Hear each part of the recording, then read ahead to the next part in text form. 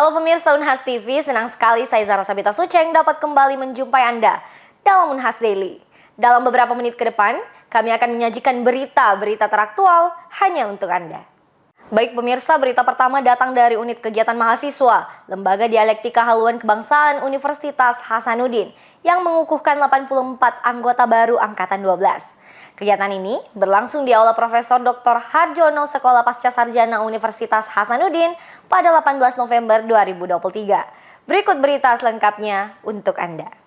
UKM Lembaga Dialektika Haluan Kebangsaan Universitas Hasanuddin merupakan salah satu unit kegiatan mahasiswa di Unhas sebagai wadah pengembangan potensi dan kapasitas mahasiswa melalui debat dan berdialektika.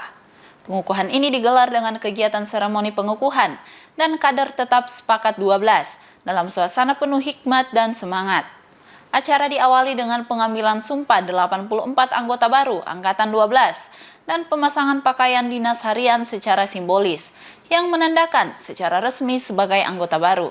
Dilanjutkan dengan pengambilan sumpah Angkatan 12 sebagai kader tetap.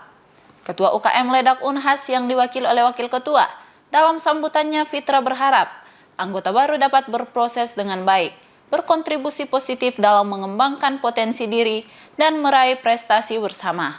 Tak hanya itu, Fitra juga berharap bahwa UKM Ledak Unhas adalah rumah untuk berproses selama di Unhas, mengembangkan segala potensi dan terus berkolaborasi untuk menuju insan yang paripurna dan meledak ke depannya. Ketua Forum Bersama UKM se-Unhas menyampaikan apresiasinya kepada ke-84 mahasiswa Unhas yang telah memberanikan diri untuk bergabung dalam UKM yang berfokus pada debat ini. Tentunya UKM ini akan memberikan banyak benefit selama menjadi mahasiswa.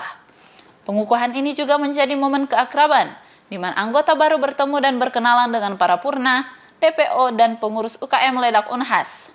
Dengan semangat kebersamaan dan kolaborasi yang terus dirawat, UKM Ledak Unhas optimis bahwa kehadiran anggota baru akan memberikan warna baru dan energi positif untuk mencapai prestasi lebih tinggi dalam berbagai bidang khususnya debat.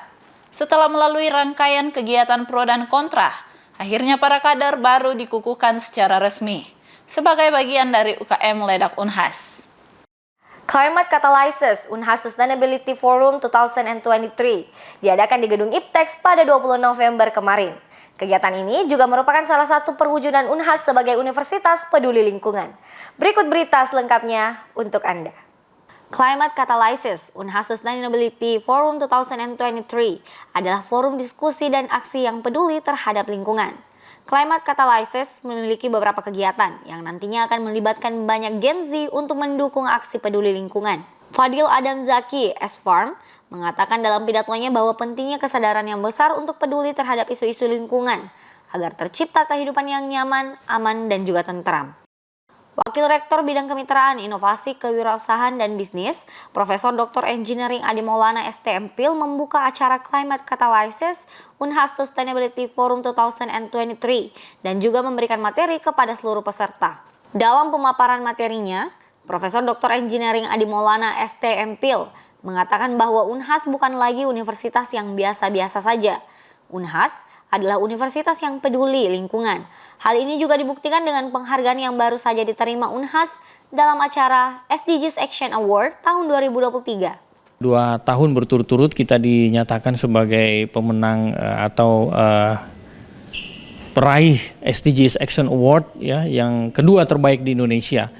Saya kira kegiatan-kegiatan yang dilakukan oleh adik-adik mahasiswa ya, yang kemudian di backup ya, yang disupport secara full oleh beberapa dosen-dosen kita, ini perlu untuk kemudian terus didukung. Ya, kenapa? Karena kegiatan-kegiatan seperti inilah menjadi kegiatan-kegiatan untuk kemudian bisa mendesiminasikan ya tentang literasi-literasi yang ada hubungannya dengan Sustainable Development Goals.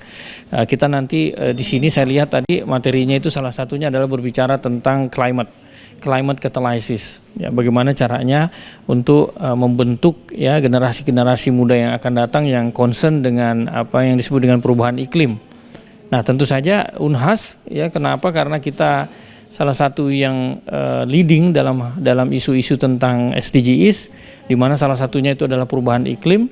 Profesor Dr. Engineering Adi Maulana STMPil juga mengatakan bahwa Unhas adalah salah satu institusi yang generasi mudanya sebagian besar sudah paham mengenai SDGs, Sustainable Development Goals, dan ketika di kemudian hari ada di antara mereka yang berperan sebagai pembuat kebijakan, mereka sudah tidak canggung lagi karena mereka telah paham dengan Sustainable Development Goals. Wakil Rektor Bidang Kemitraan, Inovasi Kewirausahaan dan Bisnis juga mengatakan bahwa Unhas tidak akan berhenti memberikan kontribusi terhadap lingkungan dan terhadap persoalan-persoalan yang bersifat global.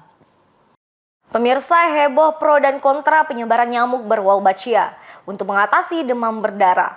Lantas apa kata pakar epidemiologi? Berikut berita selengkapnya untuk Anda. Baru-baru ini, perhatian dunia kesehatan Indonesia terfokus pada nyamuk Wolbachia yang dianggap efektif dalam menurunkan kasus demam berdarah denggi atau DBD. Meskipun demikian, teknologi nyamuk Wolbachia di tanah air menyebabkan banyak perdebatan dan kontroversi. Seperti apa tanggapan Profesor Dr. Ridwan Amiruddin, SKM MKes MSCPS selaku pakar epidemiologi? Berikut wawancara selengkapnya untuk Anda. Baik, jadi Wolbachia ini adalah sebuah bakteri yang sebenarnya 70% Wolbachia ini ada pada serangga. Jadi dia adalah makhluk predator pada telur Aedes aegypti. Jadi kalau ada Wolbachia pada nyamuk, maka kemampuan untuk menyebabkan DBD pada manusia itu jadi hilang. Jadi di sini tidak ada rekayasa genetika, hanya bagaimana simbion itu artinya Wolbachia ini hidup kalau ada telur Aedes. Telur Aedes yang terkena Wolbachia ini itu tidak menjadi infertil, jadi tidak subur, jadi dia tidak bisa lagi menularkan demam berdarah. Dan itu telah diaplikasikan di kurang lebih 11 negara, ya termasuk Australia, Kamboja, beberapa negara yang insiden DBD-nya tinggi. Dan untuk di Semarang atau di Jawa Tengah sendiri itu sudah risetnya telah dilaksanakan sejak 2012, sudah 11 tahun yang lalu. Jadi riset ini sudah berlangsung lama dan hampir dikatakan efek sampingnya itu dapat diabaikan. Jadi upaya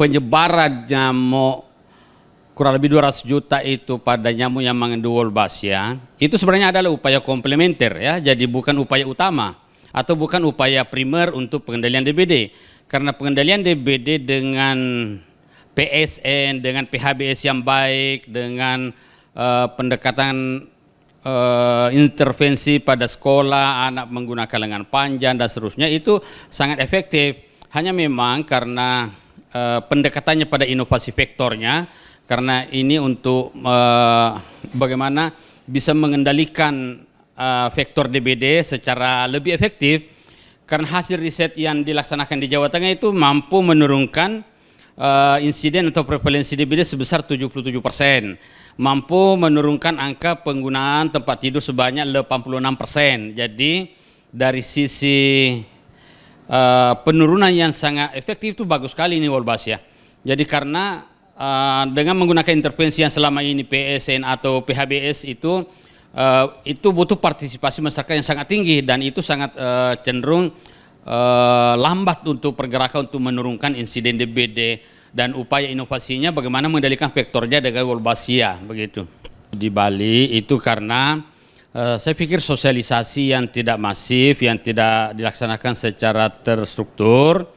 Karena kalau kita merujuk pada hasil-hasil evidence-nya, itu efek sampingnya dapat diabaikan. Kemudian sangat efektif untuk menurunkan insiden dan rawat inapnya di rumah sakit. Hanya karena namanya inovasi, kalau dari awal tidak melibatkan masyarakat dengan baik, maka itu akan terjadi resistensi atau penolakan masyarakat. Nah, ini menjadi tanggung jawab tenaga kesehatan, promotor kesehatan, teman-teman di public health itu menjadi bertugas bagaimana supaya prevalensi insiden DBD dapat diturunkan dengan cepat dengan menggunakan inovasi-inovasi baru termasuk Wolbachia ini. Pemirsa, berita tadi sekaligus menutup perjumpaan kita hari ini. Terus saksikan Unhas Daily hanya di Unhas TV. Saya Zara Sabita Suceng beserta kru yang bertugas, pamit undur diri dan sampai jumpa.